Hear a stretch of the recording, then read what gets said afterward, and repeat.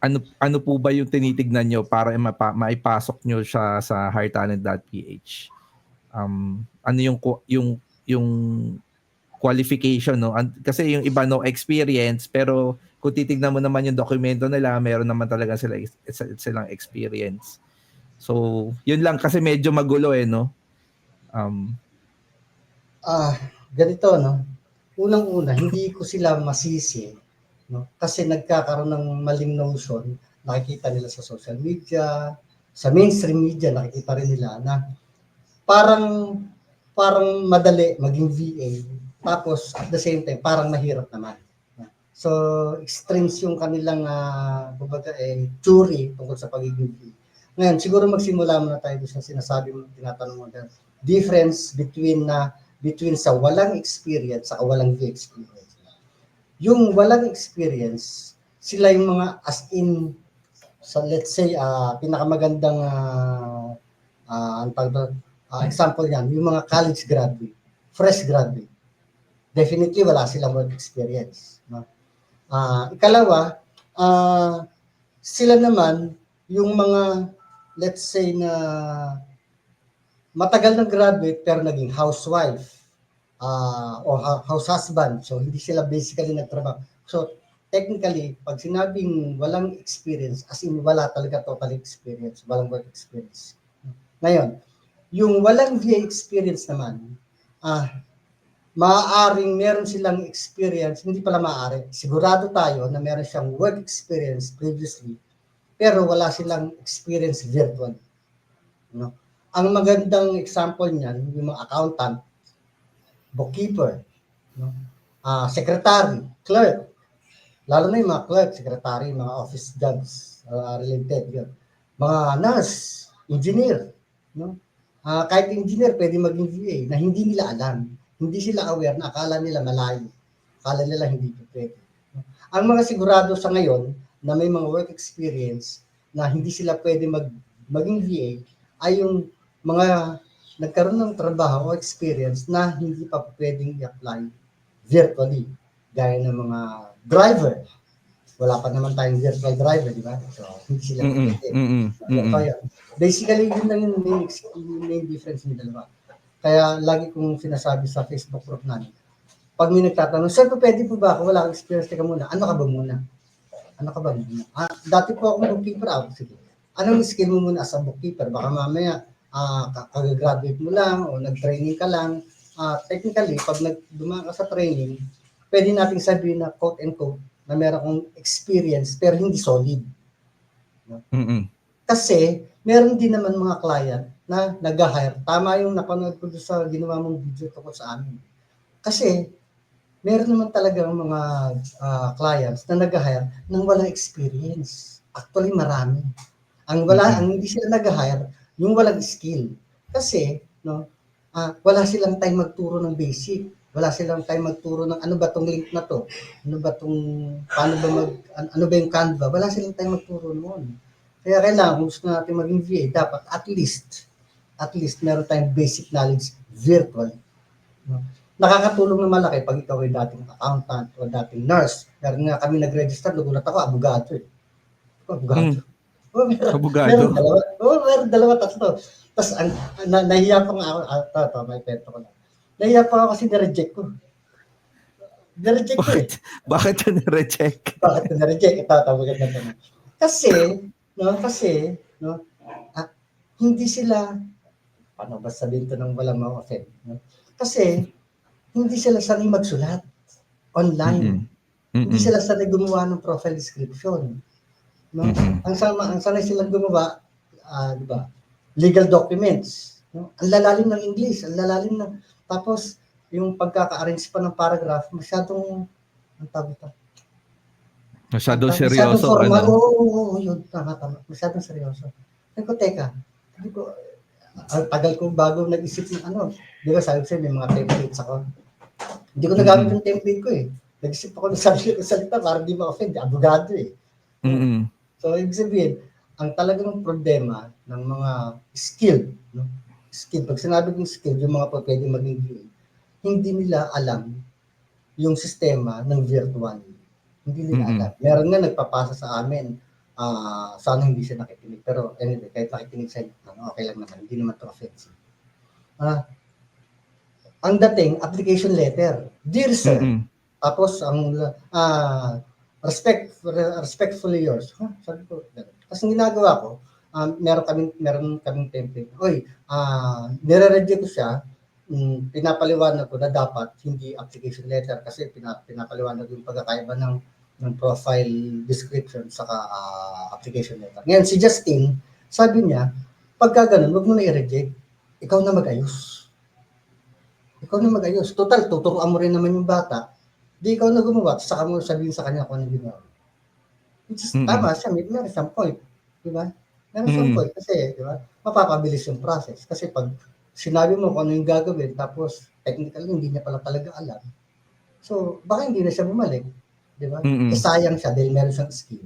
Gusto mo siyang tulungan. Kaya mo siyang tulungan actually. Kaya lang, hindi lang talaga niya alam yung mundo ng virtual. Hindi niya lang talaga. Actually, napakaraming ganyan. Kaya ako, yung isang dahilan kung bakit natatambak yung pending for review. Kasi talagang isa ko. Talagang namin. May mga VAs kami na tinuturuan ko na, ginagay ko na kasi sabi ko sa VA namin. Sabi ko, madali mag-check. Ang mahirap mag-decide. Kasi hindi kami HR. Na pagbagsak ka, hindi ka na pwede. Teka muna, bakit ka muna bagsak? Bakit ka muna reject? Doon muna tayo. Ano bang kailangan kong, ano bang pwede namin itulong sa'yo? Parang natatandaan mo nung nag-register ka. Diba?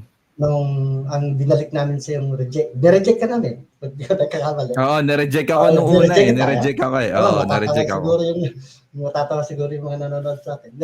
Kaya ka namin na-reject, hindi dahil nagkamali ka. No? Oo. Hindi dahil nireject ka namin kasi baka hindi ka aware na hindi kami pumapayag na may external links for privacy purposes. Oo. Ang ginagawa namin doon, sa comment, sa rejection email, sinasabi namin, hindi namin pinapayagan yung external links for your own safety. Pero, kung gusto mong ipasa yan sa yung potential client, may kumontak siya, nilagay mo ron, let's say, resume o kaya link sa portfolio o kaya work samples or work sample material. Ang sinasabi namin doon, kapag ka nireject namin to, hindi naman ibig sabihin na hindi mo na pwede ipasa. Ngayon, pag may potential client na kumontak sa'yo at sinabi niya, pingin namang sample, pwede mong i-share sa kanya through our private messaging system na parang messenger. So basically, kayong dalawa lang nakakaalam. Maski kami, hindi namin nababasa yun. Yung ginagawa namin araw-araw. Oo. So, alam ko, pagkakaalam ko kung bakit ako na-reject is meron akong testimonial linking my other clients' websites, no? So, kaya ako na-reject. Yes. Kaya medyo parang naano nga ako doon eh, medyo na-frustrate ako ng konti. Like, 9 years experience na ako, rejected pa rin. Pero hindi pala yun yung dahilan. Hindi dahil nagkamali. Privacy purposes lang. Privacy pala ang reason. No? Hindi so, kasi yun. Kasi gaya nung sinabi ko siya nung tanda mo nung vignette kita. Sabi ko siya, 3 purpose namin. Yung una, yung talent ay makakuha ng maayos na client. Kalawa, yung client makakuha ng maayos na talent. Ikatlo, yung safe. Safe sila pa rin. Regardless. Okay. So, sa madaling salita, ito yung tanong ko. Paano ka makakapasok sa hire talent kung wala kang BA experience? Marami na actually nagtanong sa amin yan. Ang sagot ko ganito, ilatag mo yung skills. Ilatag mo. Kasi nga, ang VA experience ay secondary lang yan. Lagi kong sinasabi to sa binivet ko, kahit na sino nagtatanong. Skills na pwedeng i-apply virtually.